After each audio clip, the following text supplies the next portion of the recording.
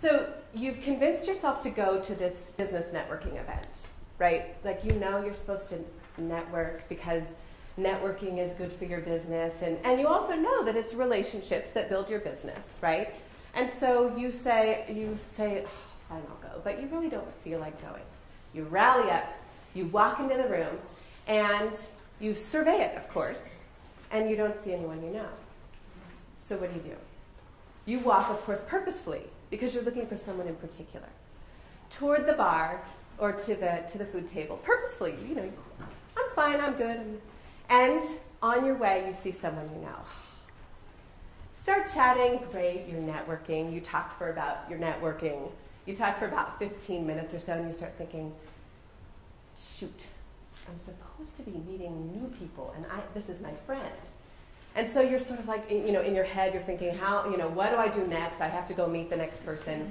Okay, so there you are. You're at that, like, how do I start the real networking? Or, let's say, you walk into that same room full of people, or that same networking event, you survey the room, you don't see anyone you know, and you walk in, purposefully, of course, because you're looking for someone in particular. You know where you're going here.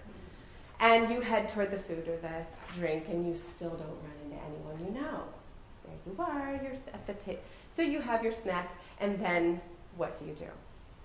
Well, if you're my husband, as he described, he said, well, then you purposefully walk to the bathroom, and then you purposefully walk back to the table and look around for someone else, some lonely soul who is purposefully walking around like you are, and you go up and start talking to them, and then you're networking. Does anybody identify with some version of that scenario? It's probably your version of that scenario. And you can be an accountant, but you can be an accountant specializing in the spa industry. Right then, every single person that I know in the spa industry comes to mind. Do they need an accountant?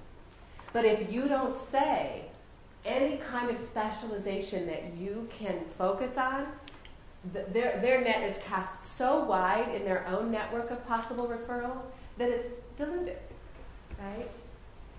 So it's a great opportunity to add that element in, that element of for whom do you solve this? Now, the other thing about a hello intro that's critical and tricky with this approach is it's a lot easier to say, I'm a dentist, than it is to say the more flowery version. Because why? Why don't we want to say that other one? We don't want to be cheesy. And it's essential that we not be cheesy, isn't it? It really is critical. And it's a dance. This is a balance.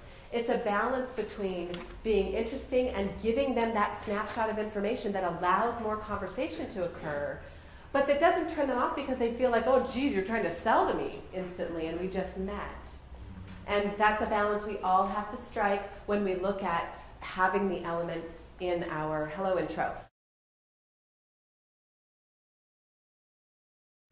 Can't remember them. There, no more drawer.